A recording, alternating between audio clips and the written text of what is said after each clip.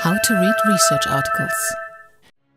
I suggested in the last video, the one on evidence-based policing, that you should try and find research about the topic you're interested in. So, what is academic research? Where do you find it? And how do you read it? What is academic research? Academic journal articles are the published research results of professional researchers who work at universities or other organizations. Sometimes they receive funding from somewhere for their time spent on that research.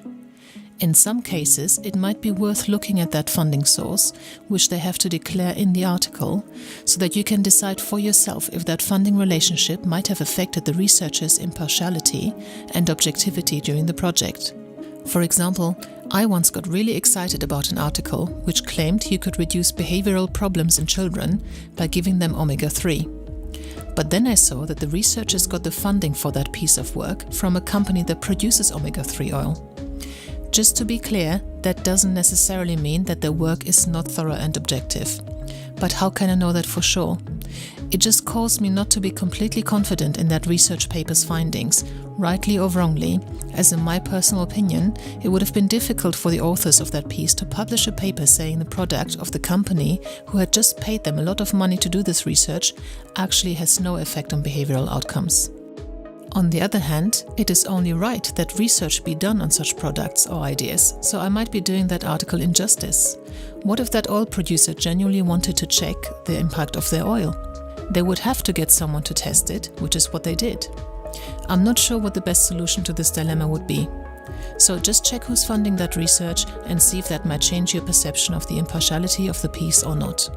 In most topics related to investigations or policing, there is no product or financial benefactor involved, so you might not actually come across this issue at all. The good thing about published academic research, and really its strength, is that it has been peer-reviewed. A researcher will usually conduct their research and analysis, write up their proposed journal article, and submit it to a particular journal they would like to publish it in. They go through a process of anonymous submission, where the article gets passed on to 2 or 3 anonymous peer reviewers, who are also academics in the particular field that the article is about. The article's authors and the selected peer reviewers do not know each other's identity. This is done to ensure that no personal relationships or opinions about people can affect the peer review. The reviewers then go through the proposed article and write down their observations about the methodology, analysis, and conclusions. This is important, as it should ensure that no one is able to publish work in a peer-reviewed journal making frivolous claims that they can't back up with their findings. The peer reviewer's task is to call the authors on whether they need to be more cautious in their claims or to make them aware of flaws in their methodology. The comments get passed back to the author, they rework the article and resubmit the amended version. It is reviewed and possibly edited again until the journal accepts the proposed paper. This means that in theory, peer-reviewed research should be reliable and should have been approved in its methodology and conclusions by other non-related researchers in the field. This is why academic research is usually given more credibility than much other work. Wouldn't it be great if politicians were subject to this peer review before they go and make spurious claims that then get regurgitated throughout the media? How can you get academic research? Unfortunately, many academic articles are still published in such a way that you or the organization you work for needs to pay either a fee per article or to subscribe to the publisher or the journal. There is a movement towards publishing academic research for free with open access. The idea is that you already paid through your taxes for universities to conduct the research, so why should you pay again to now read their findings? Also, academics don't get paid by the publishers of the journals, the peer reviewers don't get paid to peer review, so it's only really the publishers who make any money on it, even though the vast majority of articles are now read online rather than in print, which greatly minimizes cost. And in actual fact, academics would like everyone to be able to access their work. Until all of the academic research is accessible for free, you have to find what you can. You could start by going to Google Scholar, which is on www.scholar.google.com. Then just search for the topic you're interested in, as you would in a normal Google search. See what you can find in your search, and if you decide the article is worth reading and keeping, download it as a PDF and build up a folder of relevant research. You can also contact universities and ask them if they have any relevant research that they could send you. Your organization might also have some kind of collaborative relationship with a research organization such as a university, so ask around. The policing community in your country might also have some resources.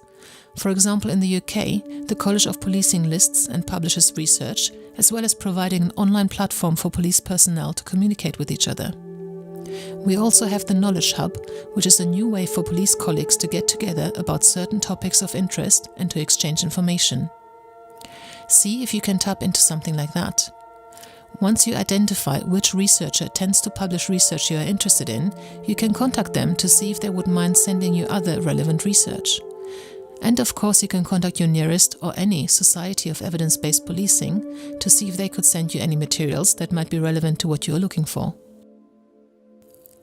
How do you read academic research? So let's look at some articles and talk through the structure. You can see the name of the publication in which the article was published and when it was published. The date can be quite important, as older research, depending on what the topic is, might not be as relevant as more recent research. For example, in the field of forensics or digital media investigations, an article published in 2019 should have more up-to-date and correct information than an article published in, say, 1989. Here you've got the title of the article itself, which can help you decide, when you scroll through a list of articles, whether it is relevant to what you're looking for. Then you have the list of authors. The main author, who did most of the work and should know the research best, is listed first. The other authors assisted to varying degrees, and it depends on how they worked together. Sometimes one author listed might have just done some reference checking or proofreading, or they might have done all of the statistical analysis. Sometimes a very established and known researcher will be in that list as well. They might have just overseen the piece and perhaps given some advice on it. You can't know just from the author listing. You will usually have one author's email address listed as well, so if you would like to speak to them about the work they did, you can do that. The article also lists the author's affiliation, for example, which university or police force they work for.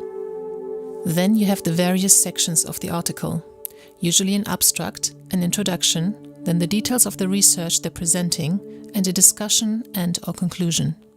At the end, you have the reference section. What are references?